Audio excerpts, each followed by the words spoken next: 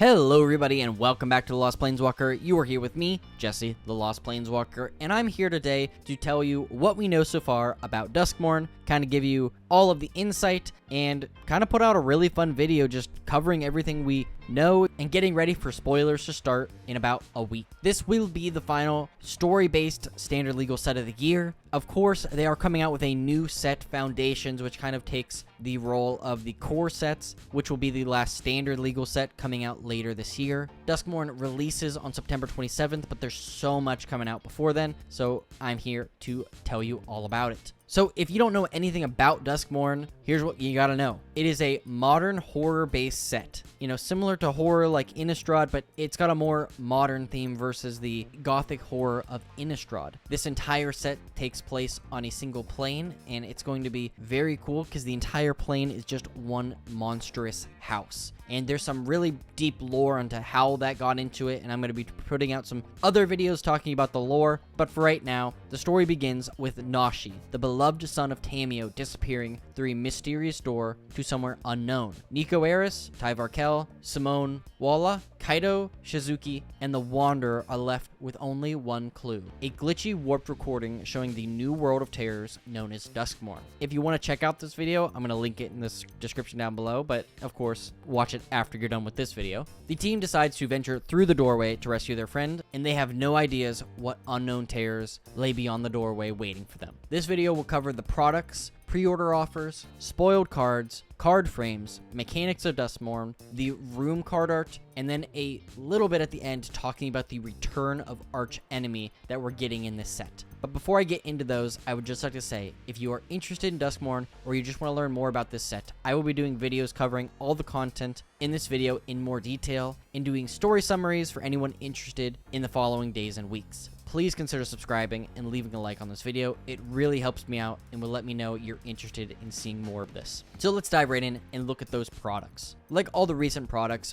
we have the main set, commander products, and special guest cards. And the special guest cards are going to match the theme of Duskmourn, which I'm very excited about, getting some cards from different sets coming in and being represented this way. Of course, we're going to have play boosters, collector boosters, bundle boxes, and pre-release kits available with a special Nightmare bundle. And I'm not sure exactly what additional products you get in that Nightmare bundle, but as soon as I do know, I'll let you all know. And then 4 commander decks for this set. The 4 decks are Esper, Miracle Workers, Golgari, Death Troll, Simic, Jump Scare, and Rakdos, Endless Punishment, which honestly feels like every Rakdos deck. I'll be doing future videos covering these commander decks and what else we will learn as more of this set becomes spoiled. Some of the pre-order offers we have right now are 2 currently, and one has already kind of lapsed, which was kind of weird. But from June 28th to July 1st, which was like a month ago at this point, MTG Arena had a special card sleeve you could get if you pre-ordered the set between those dates. And some code coming out on the actual set release, the 27th, would allow you to redeem that. So if you pre-order that, good for you, but sorry I didn't make this video quick enough. And the other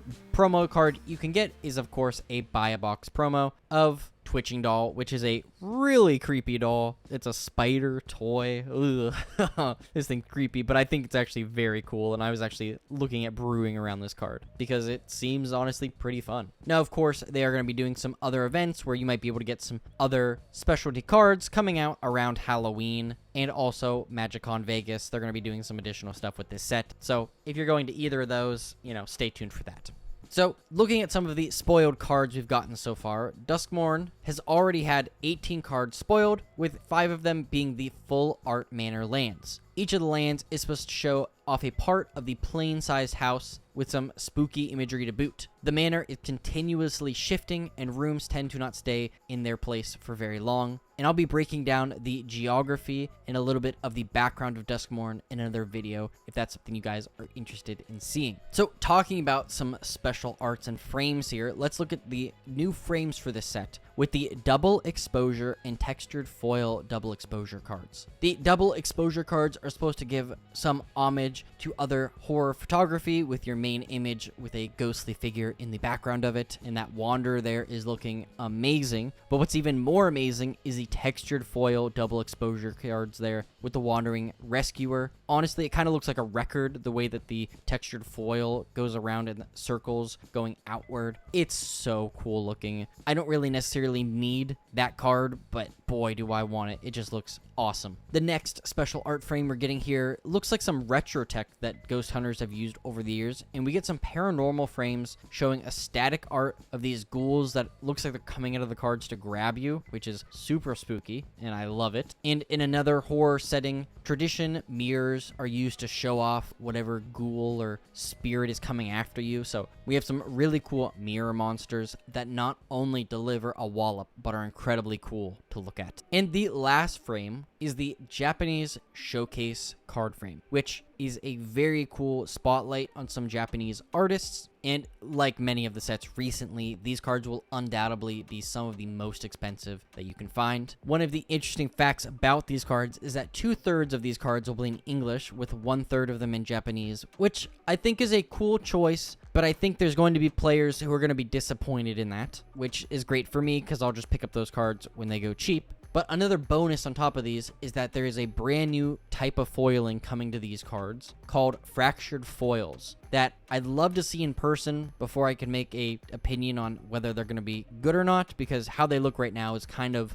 a lot from the Scryfall images, and you'll see those on screen here, and if you had an opinion about that, leave it in the comments down below. And as I mentioned earlier, we're getting some special guest cards, and the one we have spoiled so far is Collective Company. And I really like how this shows off the rescue team going to find Nashi, and I hope to find more cards like this themed after the set with these specific characters. That would be very cool. If you are interested in checking out the story, I'm doing a summarized version of the story to help get people in and out without having to spend a half an hour listening to the story. I'm just going to do it in a couple of minutes, breaking it down, and if you find that interesting, you can just go back and listen to more of it. But now that we've gotten through all the products and all the special cards, let's now look at the mechanics of Duskmourn. Set mechanics give such life to Magic sets, and they really help people understand the plane at a glance just by seeing what kind of set mechanics are used. Our first set mechanic is Delirium, which first appeared in Shadows over Innistrad and will make a return in this set. You could probably tell in this horror-based set that the graveyard is going to be an important part, so this is great to see. Something interesting that they noted that I wanted to reflect to you guys is that we're bringing back enchantment creatures into the set. It's going to be a heavy theme, and that's really going to help with Delirium hitting more than one creature type. In addition, we're just getting a lot of enchantments and artifacts, I believe, in this set as well, so that's going to be very fun to see. Talking about new set mechanics, though, the one we know about so far is called Impending, and this is one that I am very excited about because it lets you cast spells at a discounted rate with time counters on them that are static abilities until the time counters come off. Think of them like the Theros gods. They give you a static ability. When the requirement is met, you get the other effect of the card, or you could just cast it at full price. Of course, as we get full reveal, the remaining new set mechanics will be revealed, and I'll be talking about those separately, but I think Impending is very cool. Lets you cast the card, its static effect on the board,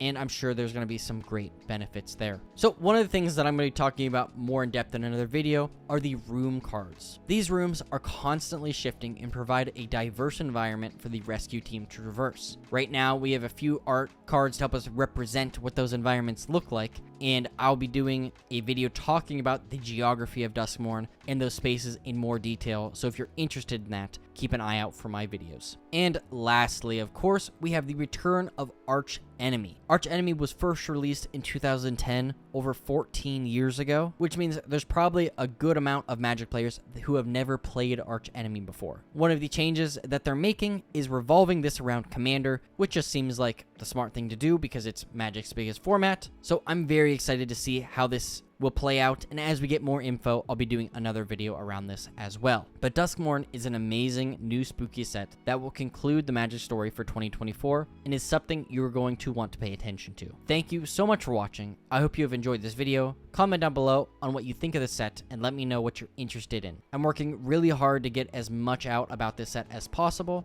as we get ready for spoilers to start on the 31st. Please share this video with a friend, leave a like, and subscribe. That would mean the world to me, so thank you, thank you, thank you. Now today's Scryfall card of the day is Cinder Barons. Burn their fleet to the waterline and sink whatever's left. Ingra. Thank you so much for watching, and as always, I'll see you later, Planeswalkers.